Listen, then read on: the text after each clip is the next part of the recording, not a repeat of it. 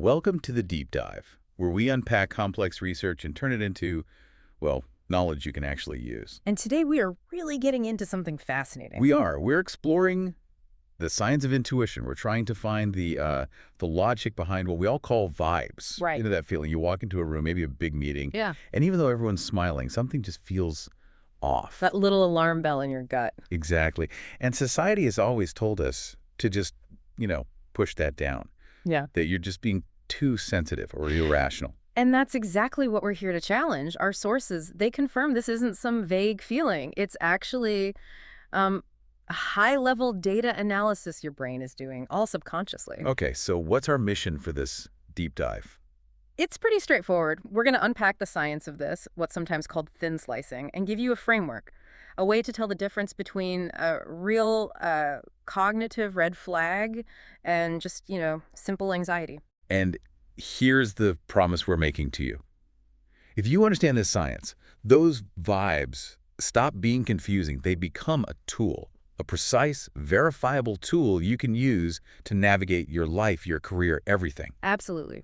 So let's start by just reframing the whole concept. Forget luck, forget magic. Psychology shows that intuition is. It's a type of cognitive processing. It really is. And what's so interesting is how the research links high intelligence to this idea of continuous processing. Continuous processing, what does that mean exactly? It means your brain is never really off. It's always scanning, always gathering data from your environment. Even when you're not consciously trying to, it's picking up on pattern deviations, subtle shifts, all of it. Okay, hold that thought for a second. Let me ask you this. Have you ever met someone, and before they even say a word, you just get this instant no? A full body no. Exactly. That's the feeling. Pin that feeling, because that's what we're talking about. Right. And that feeling is the output of these two systems of thought that the sources really lay out well. The two systems, yeah. You've got system one, which is your fast, automatic, kind of reactive brain. It's instinct. Like checking the time on your phone. You don't think about it, you just do it. Precisely. But then you have system two. This is where deep processors live. It's slower, it's strategic, it's highly reflective. So that's the deep thinking part. Yes. And here's the connection. That continuous processing, all that fast data collection, it's constantly feeding information from the subconscious into your strategic system too. So the input is lightning fast, but it fuels the slower, more deliberate thinking. You got it. Okay, let's unpack that a bit more. Yeah. What is the brain actually collecting?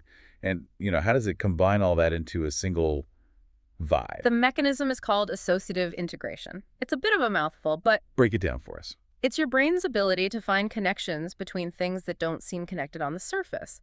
So most people, they see the obvious stuff, right? The big smile, the firm handshake. The headline. The headlines, exactly. But the deep processor is gathering, well, everything else.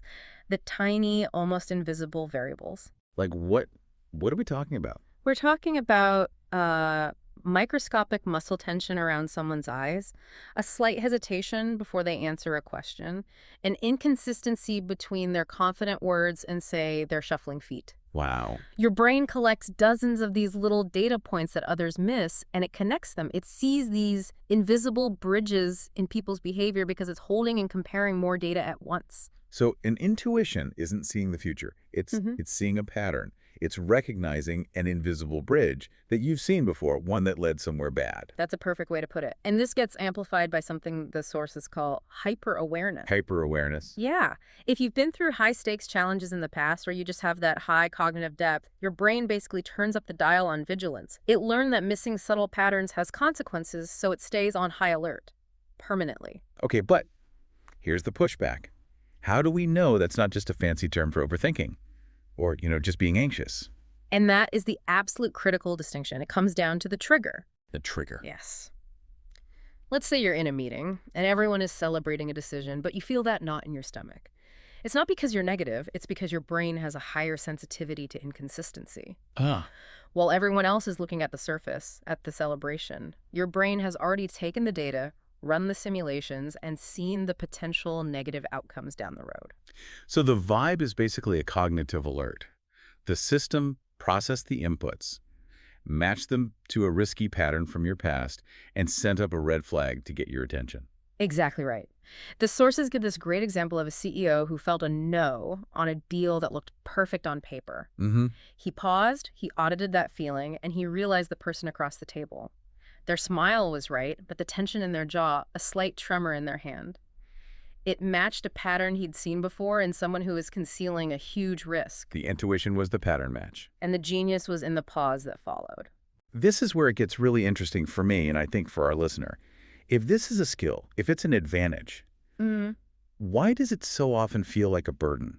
Like just stress or anxiety? because there's a psychological cost. There's a cost to seeing reality that clearly. What do you mean? When you are constantly aware of the risks others miss or the hidden motives that others don't see, and you don't know how to frame that awareness, it just feels like stress. You feel alone in what you're seeing. That feels very true. So there needs to be a pretty major mindset shift here. Absolutely. You have to reframe this sensitivity. It's not a liability. It's more like you have a high-resolution view of the world. You're not making up problems. You're just seeing more of the data that's already there. That's the validation. You are not being negative. You are being objectively aware. And we really have to separate this from generalized anxiety. Anxiety is often patternless.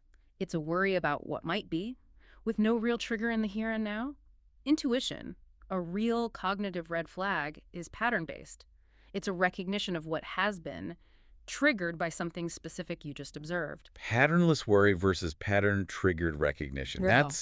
That's a huge takeaway. It is. It gives you the logic behind the feeling. And as the sources point out, that's what people with this ability are often desperately seeking. They want to know it's real. Right. They want to know they're not crazy. Exactly. This high-res view is a strength.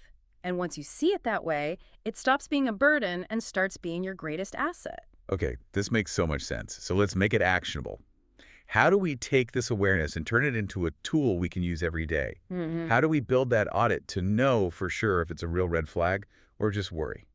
It all starts with one thing, the pause. The pause. Yes. When that intense vibe hits you, that system 1 reaction, you have to fight the urge to act immediately. This is called cognitive inhibition. So you're inhibiting your first impulse. You are. You're consciously stopping yourself from reacting or running away, which gives your slower strategic system 2 to actually decode the feeling without all the panic. So the pause is step 1. It creates the space. What's step 2? What do you do in that space? This is where you use the final tool, which is metacognition. Thinking about your thinking. Exactly. This is how you run what we're calling the intuition audit.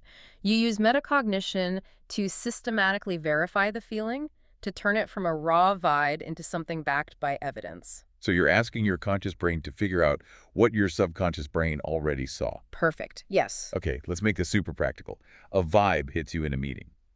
What does the audit actually look like? What questions do you ask yourself? There are 3 steps. First, isolate the variable.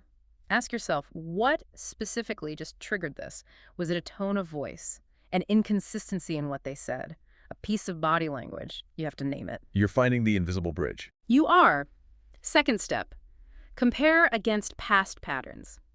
Ask, does this specific thing I just saw match a pattern from a past negative experience? A time I learned a hard lesson.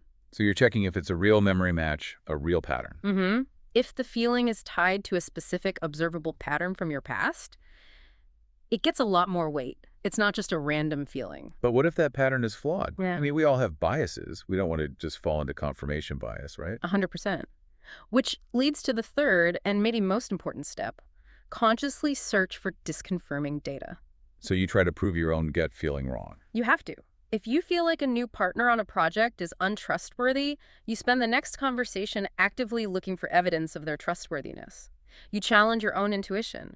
If that bad feeling is still there, even after you've tried to disprove it, Then it's very likely verified. it's very likely verified. And that process moves intuition from guesswork into a real strategic professional asset. So that really brings our deep dive to a close. We've gone from vibes as this sort of vague, mystical thing to understanding them as a sophisticated process of associative integration, all fueled by continuous processing and that hyper-awareness. It's a system. And the key really is just recognizing that you have this capability.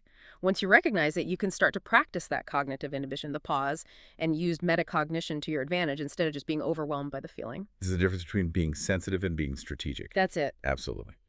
And as we finish up, we want to leave you with one final thought to mull over. one that builds on everything we've talked about today. Mm-hmm. We've established that your brain's survival mechanisms are constantly running simulations based on your past experiences. The quality of your intuition depends on the quality of that data. The question is this: what conscious, diverse, and intentional data could you start feeding your subconscious supercomputer right now to deliberately improve the precision and the scope of your future intuitive insights? Think about that.